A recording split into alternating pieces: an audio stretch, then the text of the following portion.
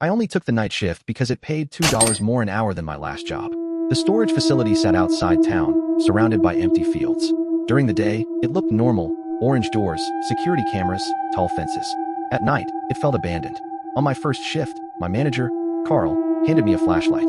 "Walk the property every hour," he said. "If you hear noises from occupied units, ignore them." Then he paused. "And whatever you do, don't open Unit 113. I laughed. He didn't. The first few nights were quiet. Until exactly 2 a.m. Every night, the security camera facing Unit 113 froze. For 1 minute. Only that camera.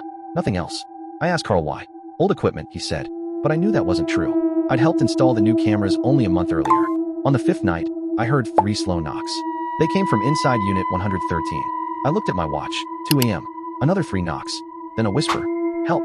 I called Carl on the radio. Only static answered. I tried his phone voicemail. The whisper came again.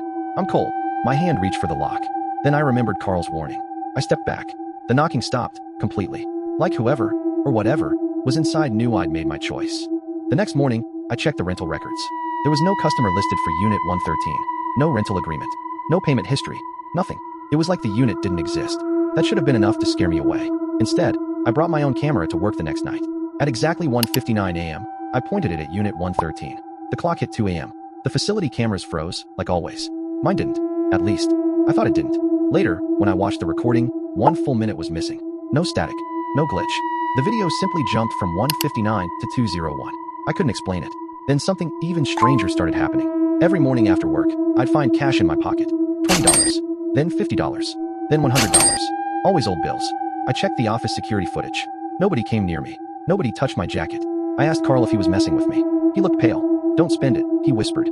I laughed. Then I spent every dollar. Groceries. Filled my gas tank. Paid a few bills. That night, everything changed. Unit 113 was open, just a few inches. I knew I'd locked it before my patrol. Inside was complete darkness. Then something slid across the floor, a $100 bill. It stopped at my feet. No one was inside. And then I heard a whisper, "Thank you." I backed away so fast, I nearly fell. The next morning, I told Carl everything. Instead of acting surprised, he unlocked an old filing cabinet. Inside was a folder labeled 113. It held newspaper clippings from almost 40 years ago. One headline read, "Bank robber vanishes after police chase." The article said the thief stole nearly $2 million before disappearing. Police believed he'd hidden the money somewhere nearby. Carl pointed to an old photo. It showed this exact storage property before it was rebuilt. "The robber rented Unit 113, Carl said quietly, and then he added, "They found his body weeks later. But they never found the money." I almost quit right then, but rent was due, so I came back. At exactly 2 a.m., the knocking returned, louder, faster, more desperate. As I walked closer, the door to Unit 113 slowly opened by itself. Inside were dusty boxes and broken furniture.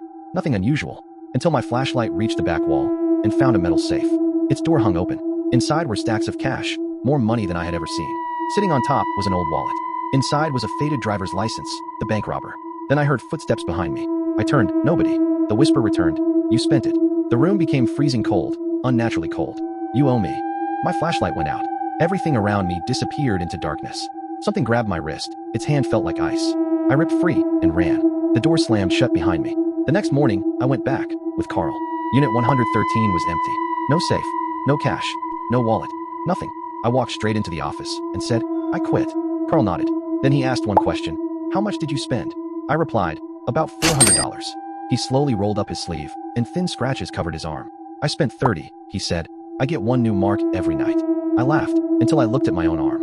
For fresh scratches had appeared while I slept. I never went back to that storage facility, but the scratches kept coming, one more every single night, no matter where I slept. Then, one morning, I checked my bank account, and someone had deposited exactly $400. Cash. No name. No receipt. That night, the scratches finally stopped. The next morning, I had one new voicemail. No voice. Just 3 slow knocks.